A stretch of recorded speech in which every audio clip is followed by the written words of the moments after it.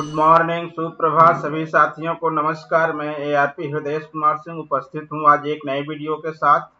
आशा करता हूँ आप सब स्वस्थ एवं सकुशल होंगे। साथियों, आज के इस वीडियो में हम चर्चा करेंगे ध्यानाकर्षण मॉड्यूल की 18 शिक्षण तकनीकियों के बारे में। आप सबसे अनुरोध है, वीडियो अच्छा लगे तो प्लीज चैनल को सब्सक्राइब अवश्य करें, साथ ही वीडियो को लाइक, शेयर एवं कमेंट करना ना भूलें। तो चलिए मित्रों, वीडियो को स्टार्ट करते हैं। जैसा कि आप जानते हैं, निपुण भारत मिशन अंतर्गत समस्त विद्यालयों में 3 मॉड्यूल उपलब्ध करा दिए गए हैं। ध्यानाकर्षण मॉड्यूल भी उन्हीं में से एक है। तो आज हम ध्यानाकर्षण मॉड्यूल जो कक्षा 4 से 8 तक के बच्चों के लिए बनाया गया है साथियों, उसमें जो 18 प्रकार की शिक्षण तकनीक बताई गई है उसी के बारे में आज हम चर्चा करेंगे। तो सबसे पहले जानेंगे शिक्षकों का ध्यानाकर्षण क्यों। साथियों, बच्चों की शैशवावस्था में सीखने की गति तीव्र होती है। आप इससे अच्छी तरह से परिचित हैं। सीखने की तीव्र गति का रचनात्मक उपयोग करके शिक्षा की मजबूत आधारशिला निर्मित करने के लिए शिक्षकों का ध्यानाकर्षण आवश्यक है। साथ ही शिक्षकों का उन बच्चों की ओर ध्यान आकृष्ट करने के लिए जिन्हें शिक्षकों की अतिरिक्त सहायता की आवश्यकता है। तो इन सारी बातों को देखते हुए शिक्षकों का ध्यानाकर्षण अति आवश्यक है साथियों। तो चलिए देखते हैं शिक्षण तकनीकियां जो हमारी बताई गई हैं। शिक्षण तकनीकियों सबसे पहले छात्र छात्राओं के संदर्भ में हम देखेंगे। छात्र छात्राओं के संदर्भ में इसकी आवश्यकता क्यों पड़ी। तो साथियों, अधिगम को रोचक, सरल व अस्थायी बनाने की दृष्टि से, छात्र छात्राओं को अधिक क्रियाशील रखने के लिए, तनाव मुक्त अधिगम एवं स्वाध्याय में सहायक हो सके इसके लिए, विशिष्ट आवश्यकता वाले बच्चों के लिए उपयोगी हो। ये सारे बिंदु छात्र छात्राओं के संदर्भ में दिया गया है। मित्रों, अब हम देखेंगे शिक्षकों के संदर्भ में क्यों। शिक्षकों के संदर्भ में विद्यार्थियों के व्यवहार में अपेक्षित परिवर्तन करने की दृष्टि से शिक्षण तकनीक की आवश्यकता है साथियों। शिक्षण कौशल का विकास हो विषय वस्तु को सरल व रोचक बनाने की दृष्टि से। तो ये सारी बातें जो बताई गई है छात्र छात्राओं के संदर्भ में और शिक्षकों के संदर्भ में शिक्षण तकनीक की आवश्यकता है। आइए देखते हैं ये हमारे जो 18 प्रभावी शिक्षण तकनीकियां हैं ये कौन कौन सी। मित्रों, सबसे पहली जो हमारी शिक्षण तकनीक है, संसाधनों से पूर्ण कक्षा कक्ष का वातावरण।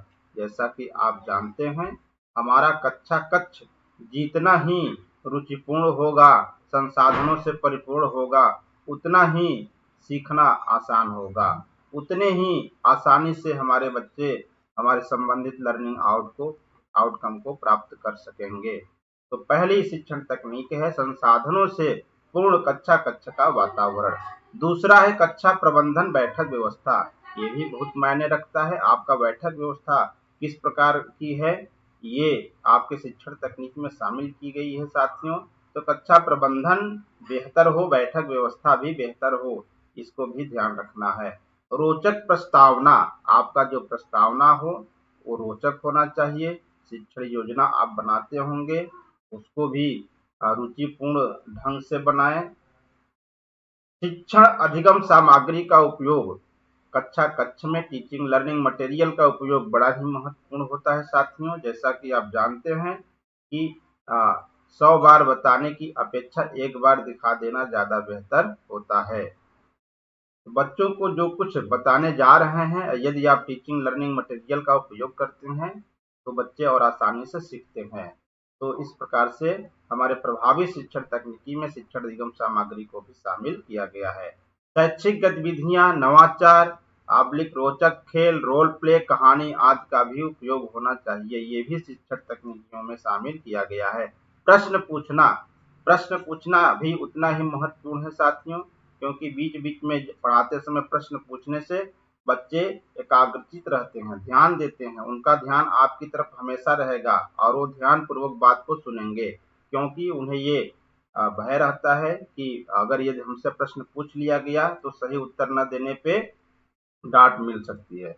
तो प्रश्न पूछना भी प्रभावी शिक्षण तकनीक में शामिल किया गया है।